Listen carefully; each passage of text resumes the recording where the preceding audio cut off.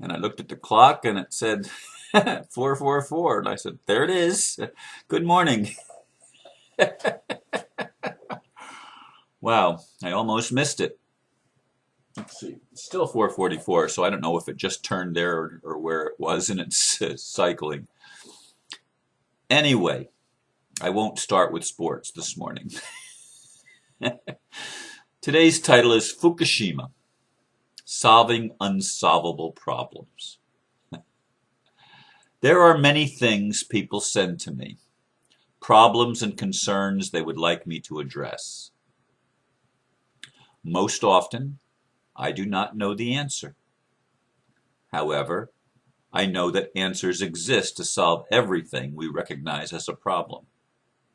I don't like sounding airy-fairy and lacking skepticism, but I just do not believe that we know nearly as little as the experts claim. I do my best, though admit to falling short a lot, to think about possibilities, not impossibilities. Are there incurable diseases? I doubt it. And there are no unsolvable problems either, not even Fukushima. The only real limitations are in our minds, which is where every apparent dilemma is birthed. To me, being able to define a problem is the beginning of opening up to its solution. I actually didn't have the word Fukushima in the title, although that was the issue that triggered today's title. And there were like 3 or 4 titles going around and around in my mind as I meditated this morning, even before I got out of bed, in fact. I've been awake I could have done this at 3:33, but chose not to. I just spent a longer time meditating and pondering. In any case, I remember last year that the big problem was the Gulf oil spill, and it still exists. I think there's still oil coming up out of the Gulf floor,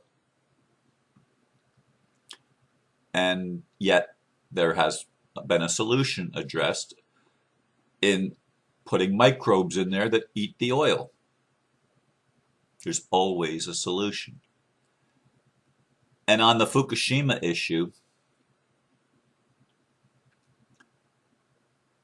I hear all of the scaremongers saying that this is a problem that we're going to have for decades or even centuries. And it's going to be causing tremendous, tremendous problems with people and, of course, with actually the whole Pacific Rim, because the ocean currents as well as the jet stream carries this terrible radioactive energy over to the west coast of the United States and Canada, North America. And it becomes a problem for everyone because it even drifts further east than that through again the Gulf, not the Gulf Stream, but the airstream, the jet stream, I guess is what they call it. But anyway, we as humans are right in the shift of the ages, all right? We're on the threshold of the most significant revelations that mankind has ever known. This is a new renaissance ready to be birthed. And the only thing that stands in the way of it being birthed is for all of us to let go of our ego of thinking we're limited, of thinking that the answers that we now have are the only answers that exist. Because it's insane to believe that. The old guard, the old matrix, the old paradigm, whatever you want to call the old world order, is coming to an end. everything, and I do mean everything, is in transition right now. Everything. People are in transition. Knowledge is in transition. Governments are in transition. The economic system is in transition. Everything is in transition. So what comes up at a time when the opening of the underworlds occurs is all of the problems that we thought we didn't have the answers to come up so that we can look at them with fresh eyes and with a renewed mind. That's what I try to do. I don't always succeed. Sometimes I do get sucked in to the limited thinking and the fear that is associated with limited thinking. But I catch myself much more quickly than I used to, so I don't dwell there for extended periods of time. As I said, people send me lots of problems. Many people are suffering debilitating diseases. Many people. And I wish I could click my fingers and send the healing energy and fix the problem. If I could, I would. I really would. Because that's how I work. I want to stop suffering all over the world.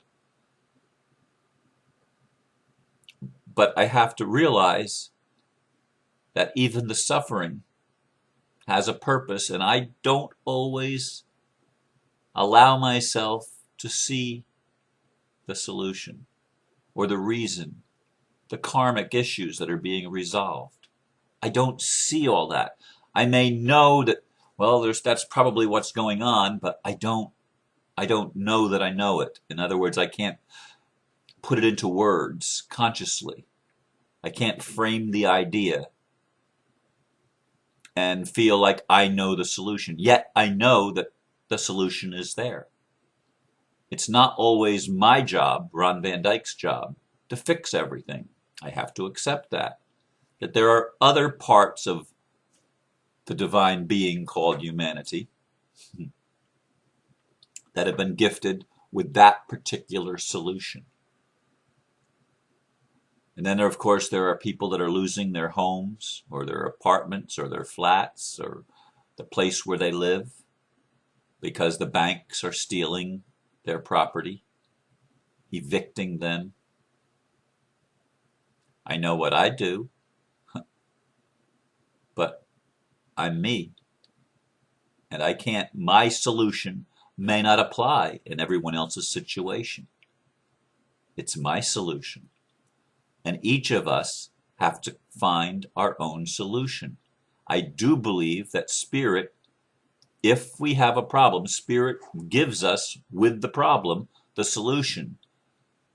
But it may require us to do some diligent effort, either in meditation or else studying. I know how we don't like to have to do that.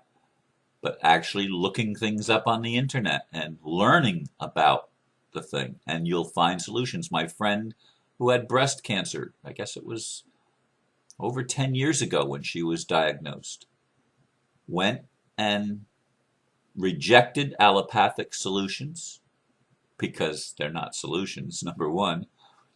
And anybody that does the research will realize that the entire medical profession is a con game, because there's been cures for cancer for decades that they've squashed because there's no money in curing something.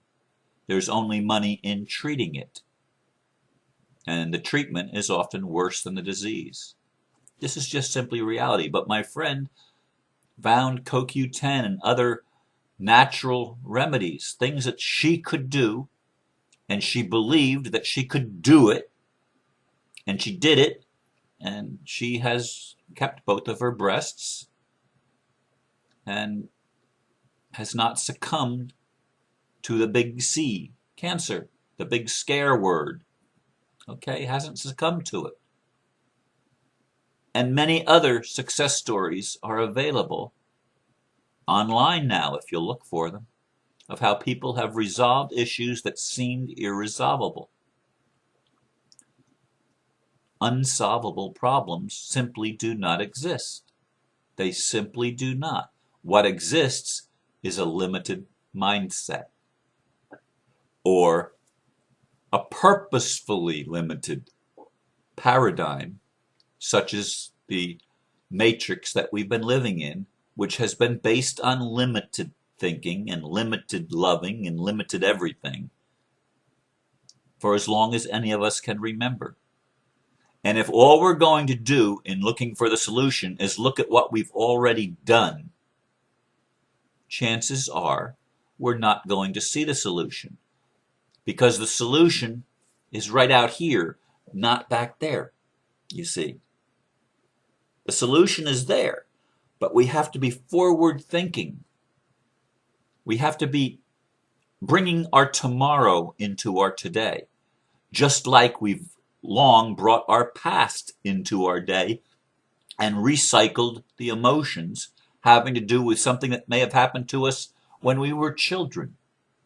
And here we are adults and we're still wallowing in that experience because the past is limiting our present.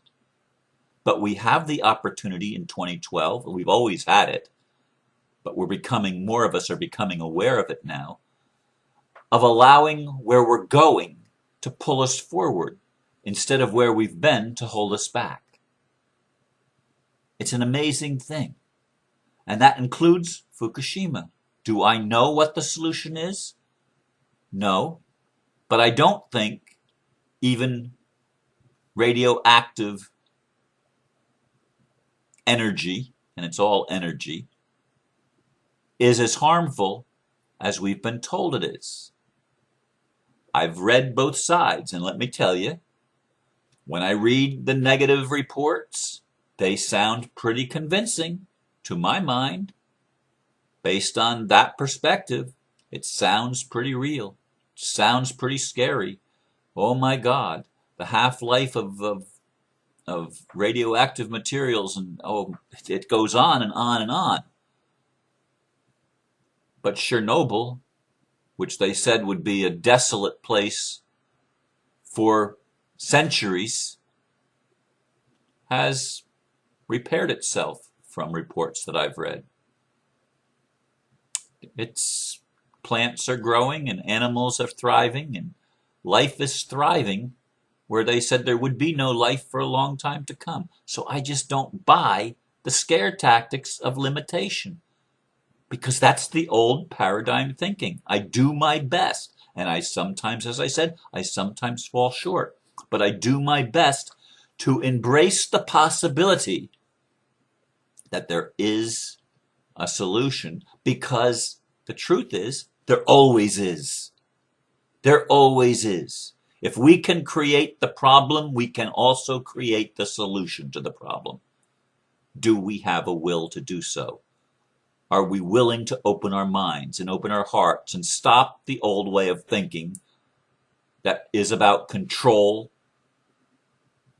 of our ego, of thinking we're separate from everything? That is the root of all of our problems, that we think we're separate from all that is. And if we're connected, if we're not separate, if we're connected to all that is, there are no problems. There are no problems that are unresolvable. There are only opportunities to expand yet more, to come out of the box yet further, to leave our comfort zone behind, to quit thinking, well, is there money in it? Who the heck cares if there's money in it? That's not money. The monetary system is the biggest fiction ever been created. Ever been created. It's a prison without bars. Yet, how many people, myself included, have agonized and lost sleep over monetary issues of not enough?